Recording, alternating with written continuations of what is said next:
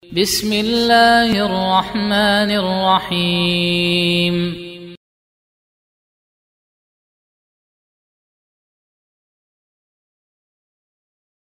Yang pertama jemaah sekalian, penyebab utama dan terbesar yang menjerumuskan manusia dalam siksa kubur adalah kesyirikan dan kekafiran.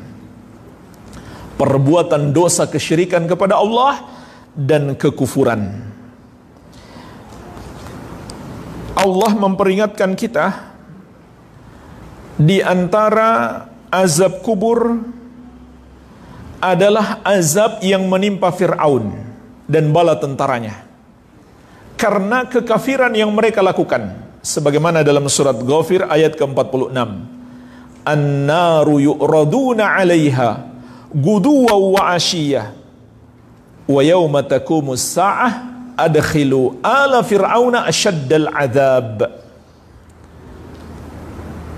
Mereka dibakar api setiap hari, pagi dan petang. Dan kelak apabila terjadi hari kiamat, Allah memerintahkan masukkan bala tentara Fir'aun itu ke dalam azab yang sangat pedih. Jadi disebutkan dalam ayat ini dua azab. Pertama azab di dunia, yaitu azab kubur. Yang kedua azab hari kiamat.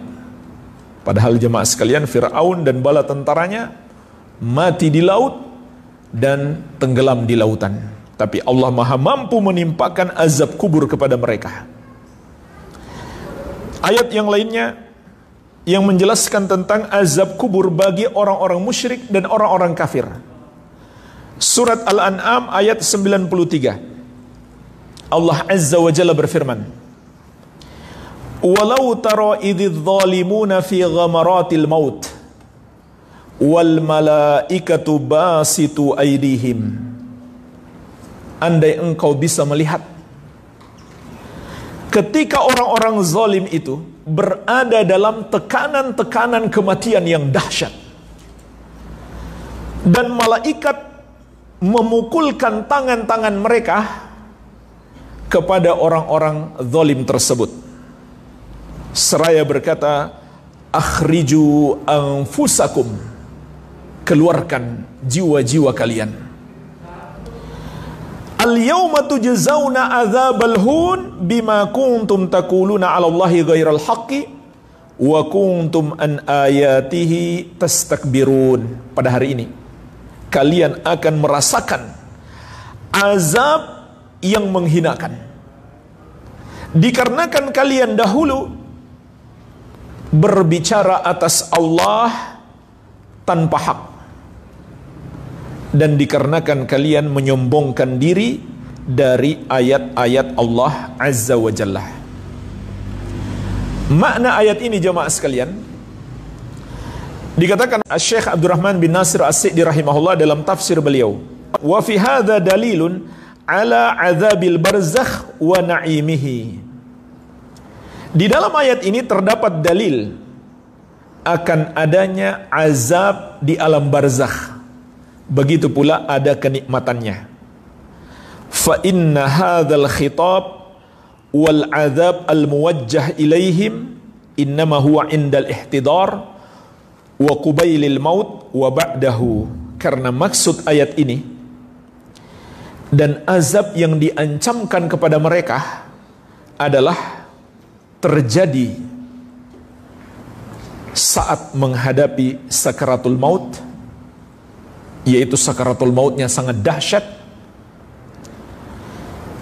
dan sesaat menjelang mati, kemudian setelah mati.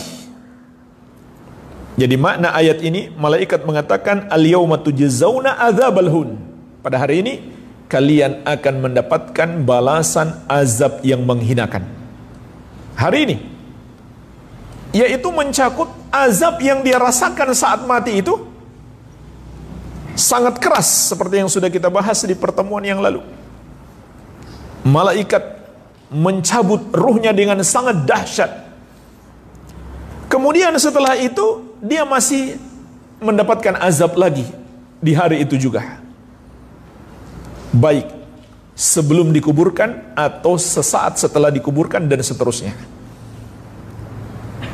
Jadi ini peringatan keras kepada orang-orang yang melakukan dosa, kesyirikan dan kekafiran. Dan di dalam ayat ini juga Allah peringatkan kepada kita jemaah sekalian dua bentuk kekafiran mereka. Yang pertama, taquluna 'alallahi ghairal haq. Kalian berbicara atas Allah tanpa hak. Contohnya apa? Mereka mengatakan Allah punya anak. Allah satu dari yang tiga. Allah adalah Bapa. Hati-hati jemaah sekalian. Ayat ini mencakup semua ucapan tentang Allah tanpa dalil. Semua ucapan tentang Allah tanpa dalil. Apalagi disertai penolakan terhadap apa yang Allah tetapkan untuk dirinya. Maka kita harus khawatir. Seperti orang yang menolak untuk beriman Allah di atas arsy. Jadi dia tolak dulu apa yang Allah tetapkan untuk dirinya. Kemudian dia buat sendiri dari dirinya, bukan dari Allah. Bahwa Allah itu di mana-mana. Atau sebagian lagi mengatakan Allah tidak di mana-mana. Jadi luar biasa. Dia tolak dulu apa yang Allah tetapkan untuk dirinya. Lalu dia buat-buat sendiri apa yang tidak Allah tetapkan untuk dirinya. Ini peringatan Allah. Ini seperti yang dilakukan oleh orang-orang yang berkata Allah punya anak. Allah adalah satu dari yang tiga. Allah adalah Bapa. Mereka namakan Allah dan sifatkan Allah bukan dengan nama dan sifatnya yang Allah tetapkan untuk dirinya atau ditetapkan untuknya oleh Rasulnya Sallallahu Alaihi Wasallam. Ini dosa mereka yang Allah ingatkan dalam ayat ini.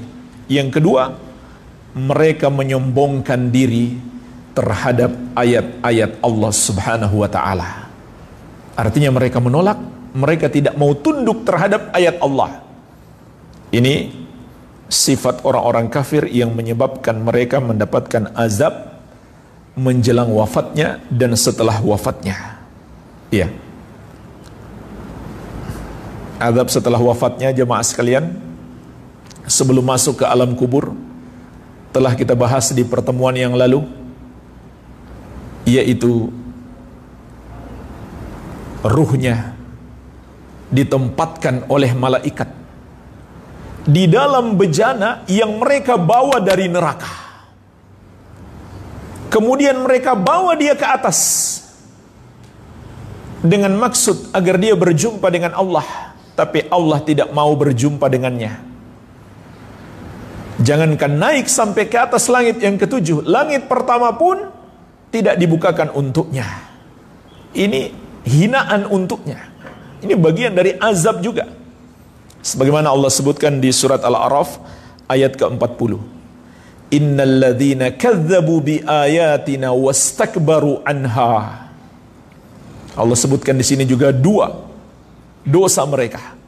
Sesungguhnya orang-orang yang mendustakan ayat-ayat kami, artinya menolak percaya.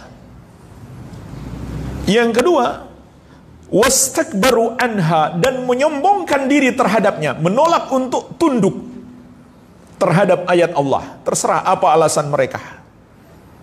Ada yang beralasan, wah zaman sekarang sudah nggak cocok lagi.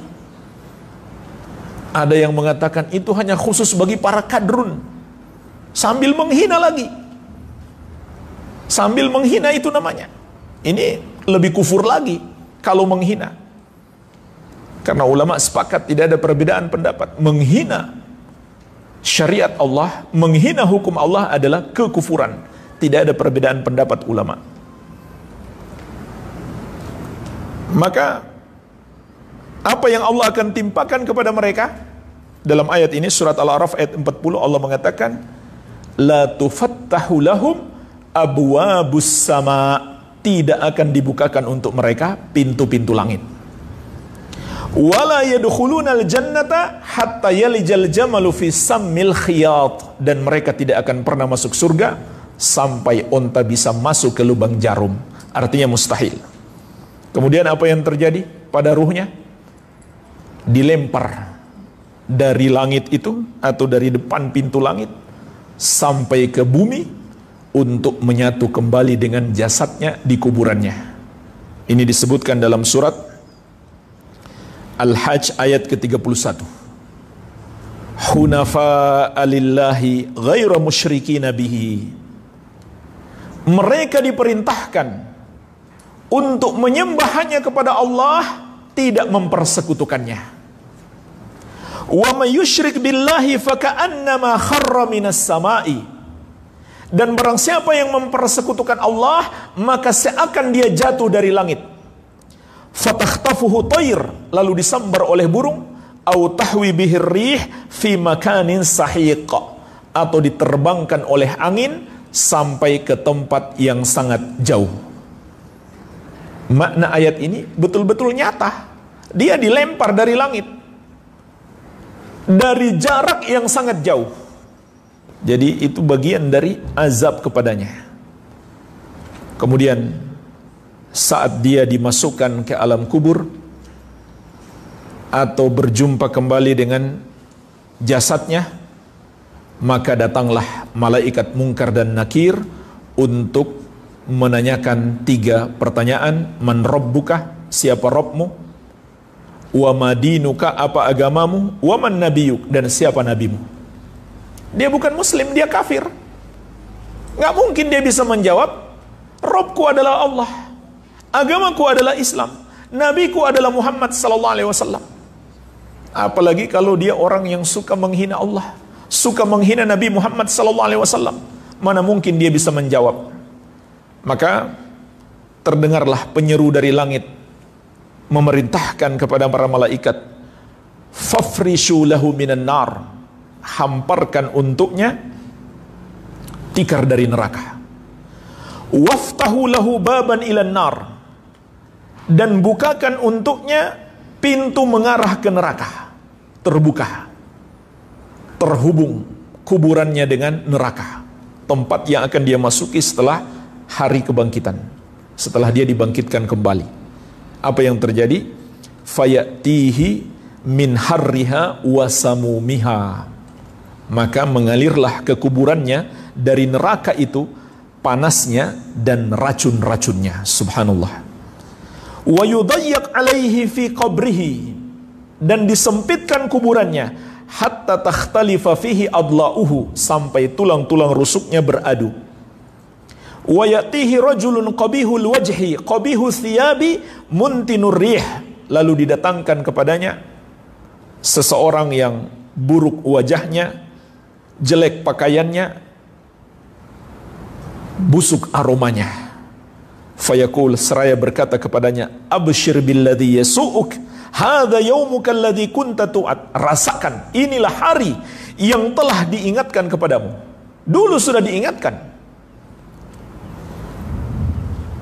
Kemudian dia pun berkata, wa anta fabasyarakallahu bisyarr, man anta, semoga Allah membalasmu dengan keburukan juga. Siapa kamu ini?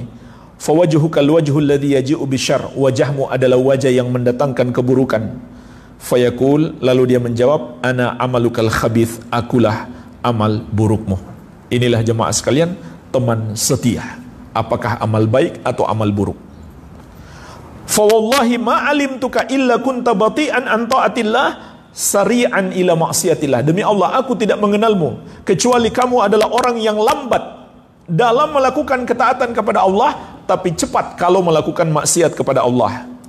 Fajazakallahu syarran, semoga Allah membalasmu dengan keburukan.